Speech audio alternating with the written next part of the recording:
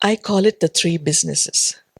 It's just a casual term, it's not a technical term, but simply to highlight and be aware of the boundaries that we need to consciously hold when we get into any form of healing that is not with ourselves. So the three businesses are my business, your business, and God's business. My business, of course, has everything to do about me. Why the other behaved in a certain way, why the other acted, said, spoke, did or did not do, it is their business. Trauma that at a collective level, at the mass level, we go through, why that essentially is God's business.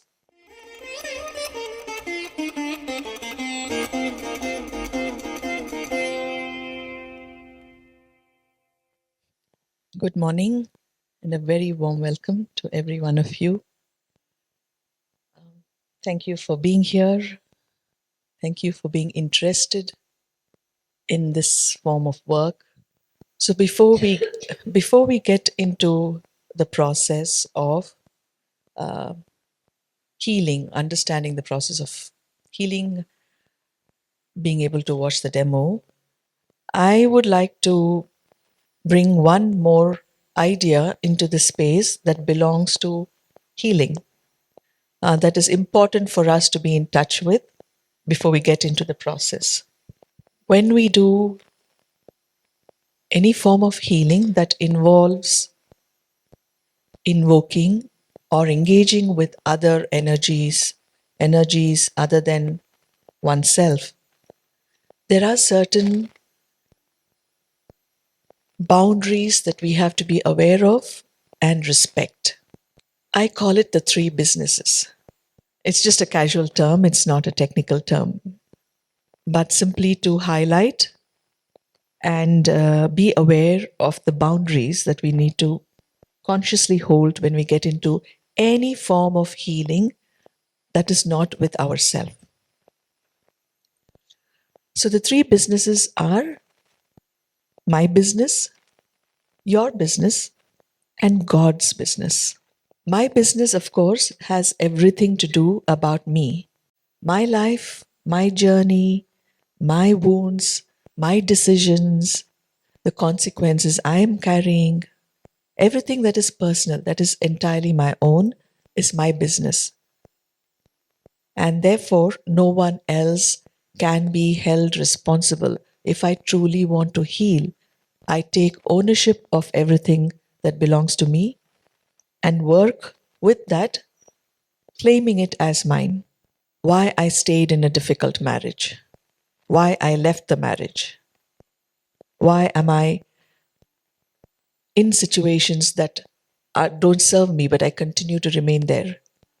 Why I have come away carrying all this baggage from that engagement. Everything is my business. It does not matter who else was a part of it. I stayed because I chose to stay. I made the decision to stay in a difficult situation for as long as I remained there. So it is my business how it has impacted me and what I am holding in that context. I cannot say it was because of the other. Whatever role the other played, it is their business. Why the other behaved in a certain way, why the other acted, said, spoke, did or did not do, it is their business. That is not my business. So when I'm seeking to heal, I'm not looking to see what the other ought to have done or how the other ought to have behaved. That's their journey, whatever the journey might be, wherever it takes them, that's their business. So that is my business, and the other is your business. So whoever the you is in that context, I leave it with that person to take care of it. The third, very important, especially in the context of what we're trying to do today, is what I would refer to as God's business. Why this fate for my country? why this journey that my country has been through. And this, when I say my country, I'm referring to all of us. We all come from a certain land. We all have a land of birth. We all have a land of belonging where our ancestors have spent majority of their lifetime. Why wars? Why famine? Why drought? Why all the other kinds of trauma that at a collective level, at the mass level, we go through? Why that essentially is God's business. What do I mean when I say that? I do not have the capacity to see the full picture. I do not have the capacity to fully understand the complex dynamics that are involved when the scale is so large. I can only have my perspective, right? So we need to be consciously aware of these boundaries. So what I will encounter, what I will face, what I will heal is in this context that we are attempting to do today is essentially God's business, and I want it to be called out and acknowledged by all of us so that in our minds we hold that boundary. I don't know that I know it all. In fact, I know that I don't know it all. So what is available to me is only my perspective of what might have happened and why it needed to happen. In fact, I may not even know why it needed to happen, and that's why it's God's business. But the fact that it has happened. So one more aspect to this that I would like to elaborate before we go into the process itself. The healing element in any of these processes is love. Love is the energy that nourishes and sustains existence. And what do I mean when I say love? Love need not be affection. Love is not romance. Love is not the warm, cuddly exchange that we have with the people that around us that we love. All of that may be some manifestation of love, some aspect of love that is manifested. What do I understand when I use the word love in the context of healing, intergenerational trauma?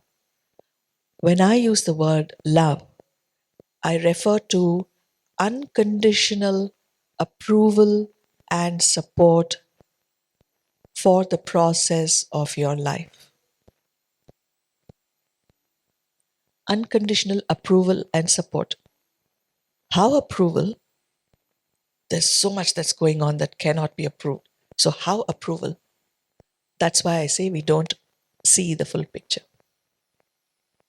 If it exists, it has been allowed. Whatever exists has been allowed by this universal intelligence. It is a manifestation. That too is a manifestation of the divine consciousness. So as human beings, it is very difficult for us to cross this boundary of what is allowed and what is not allowed and transcend the polarity of what is approved and what is not approved, what is allowed and what is not allowed. As humans, with our ability to comprehend, with our ability to be inclusive, we are still limited. But when I talk about love that heals, everything is included. Everything has a place. All forms of existence.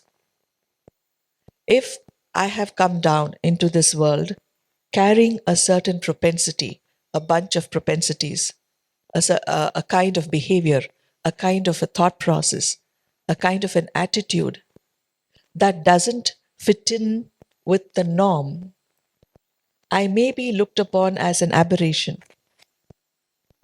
And that is normal. My behavior is not approved or accepted. I may be looked upon as an aberration. In my view, your view, your view. But in the view of existence, that too has a place. And that is why it exists. The fact that it exists means that too is one way of being human.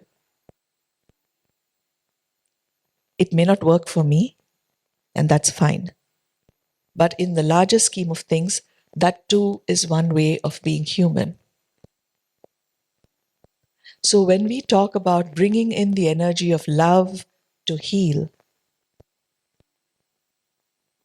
we would, and especially in the context that we are setting up today, there have been incidents, there have been behaviors, there have been situations where you and me cannot see any reason that appeals to my logic or your logic why it needed to happen.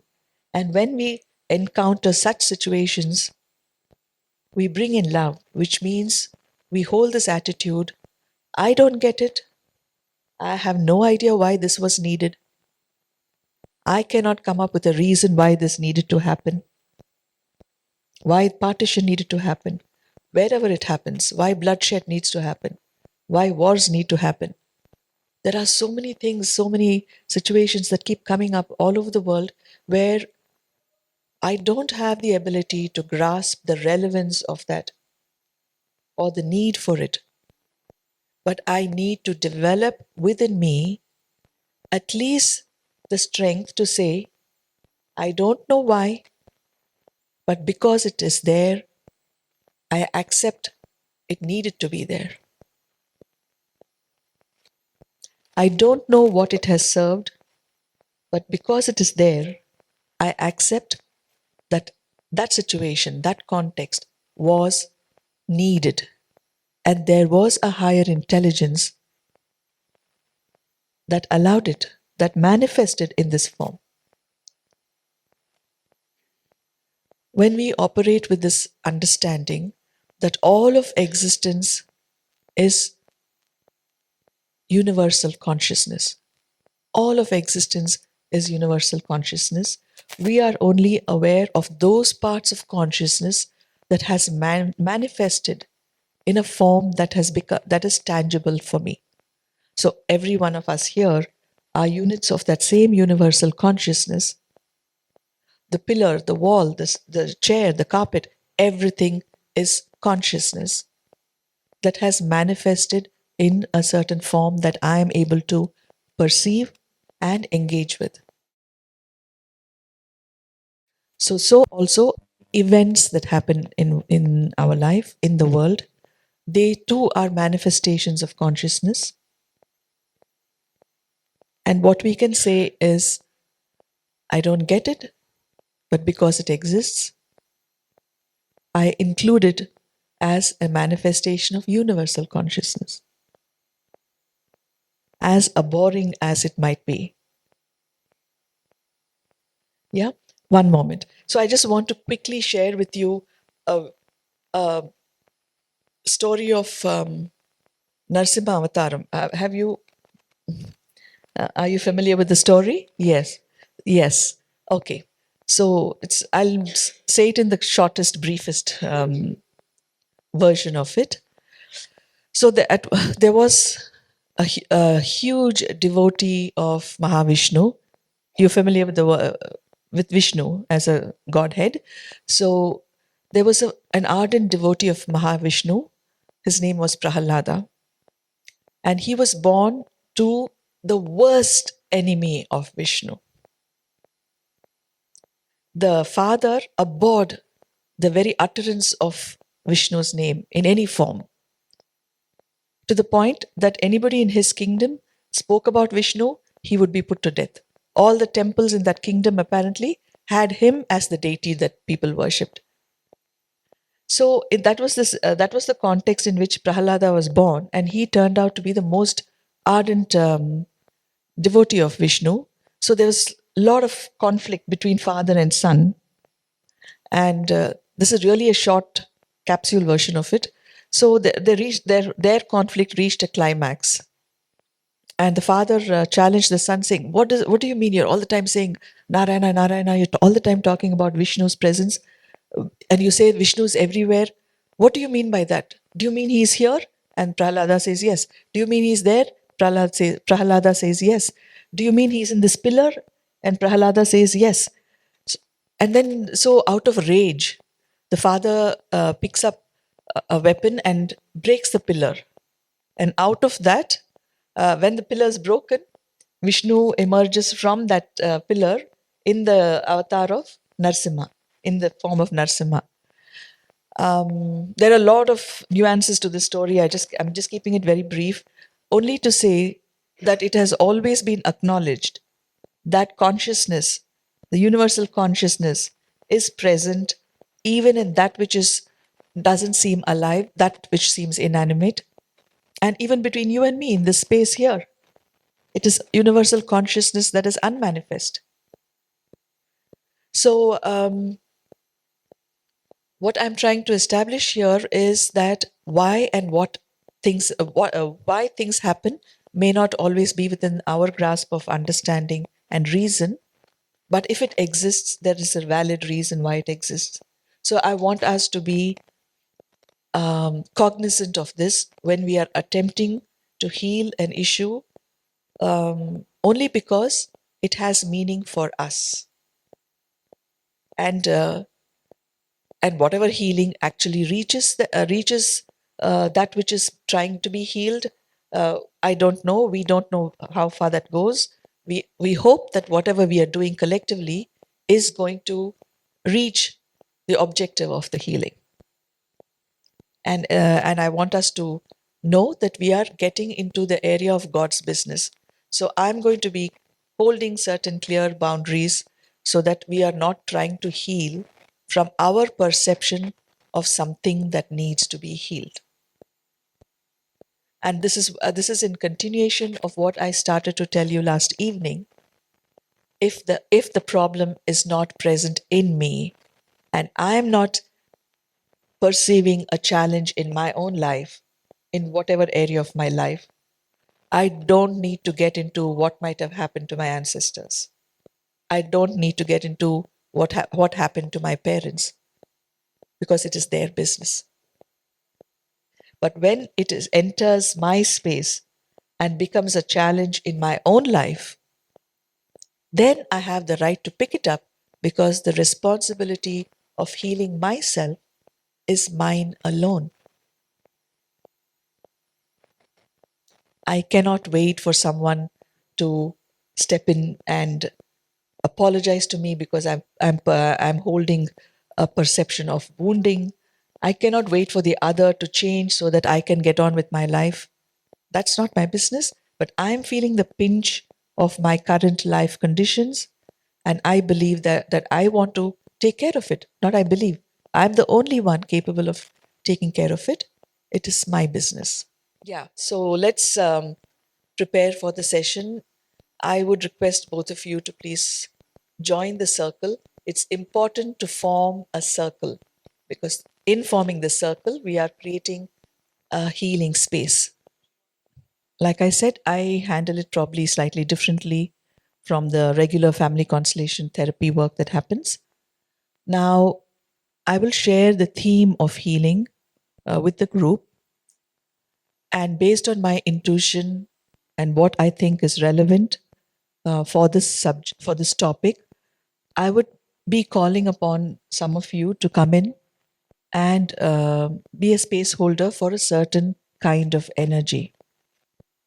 So when you take a position in this healing field, in representing a certain kind of energy, what I would require from you is to stay in touch with whatever you begin to feel as a sensation, maybe as an emotion, or a certain kind of thought that starts to cross your mind when you're standing there. And when I ask you, only when I ask you, you will report to me what you are in touch with, right? So you need to check in with yourself. Don't worry about who you are and where you're from and any of that. You're just a vessel through which a certain quality of energy will become available for healing.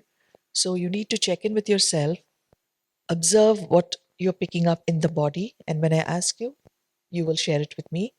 I will not be sharing with you what you are representing. So it will be a completely objective reporting of what you are getting in touch with. So you could be a man, you could be a woman, you could be a thing, you could be a land, you could be anything at all that I'm bringing into the field for healing. And I will not be sharing with you what you are. So you just sense and report when I ask you. Clear? Okay. So let's do the invocation of the Shakti into the space. We begin with that. Invocation of the divine. I invite you to sit back, keep your neck and spine aligned, but you can sit back comfortably. And let us begin by bringing our attention to the breath.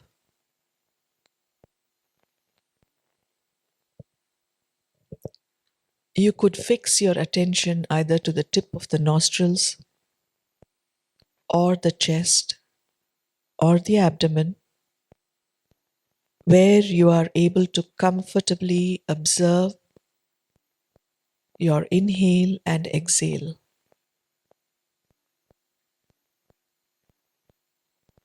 Comfortably observe the movement of the breath through your body. Become aware of all the other places that your mind is traveling to, distractions from the outside, preoccupying thoughts. Consciously disengage your mind from those places and repeatedly bring your mind back to watching your body breathe. Let us now collectively send out our thoughts, and each one of us connect to what we consider as the absolute source of all existence. Connect to whatever comes to your mind spontaneously, or whatever you have always associated with as the absolute source of all existence. It could be a name, it could be a deity, it could be a symbol or pure light. Whatever comes to your mind, I would like you to connect to that source. Let us do it all together in our own ways. And let us collectively now invoke the divine consciousness. Invite, in particular, the quality of unconditional approval and support, the energy of love. Let us invoke that love into this space. Whoever you are, however you have lived, whatever you have done or not done, the process of your life is approved and supported unconditionally. What would that energy feel like? Please follow your intuition, your spontaneous experience of that energy as it flows into the space. Connect to it as vividly as you can. It's perfectly okay if you're just imagining it. What might be the color of the energy of unconditional approval and support? What might be the texture of this energy as it flows into this space, envelops you, swirls around this circle, ensuring approval and support for what we are about to do, and keeping us and this circle safe as we do it. What might be the color? What might be the texture? What might be the fragrance? Trust your intuitive experience.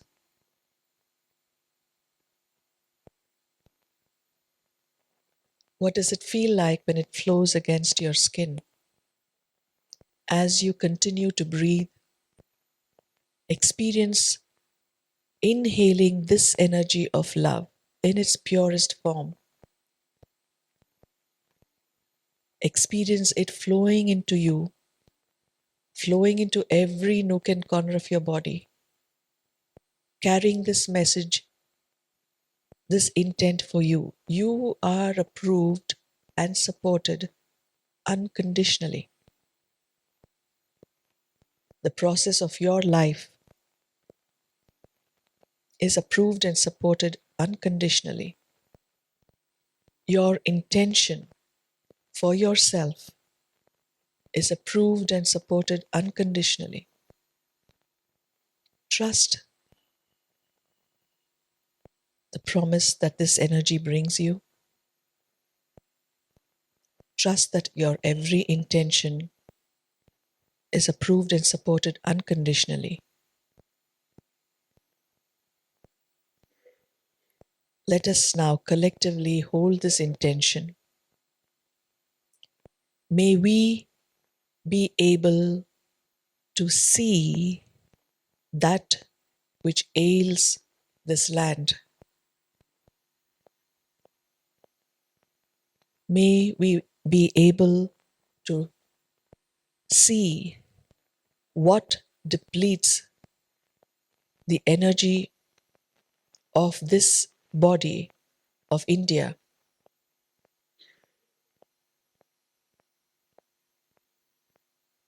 May we be able to see what depletes the energy of the Sanatana Dharma that is followed by the peoples of this land. May we identify and to our best potential dissolve the energies that are keeping or impacting the spirit of Sanatana Dharma down. May the spirit of this land be restored to its full glory and potential. May this process happen effortlessly and harmoniously. Thank you. Okay, ready to begin?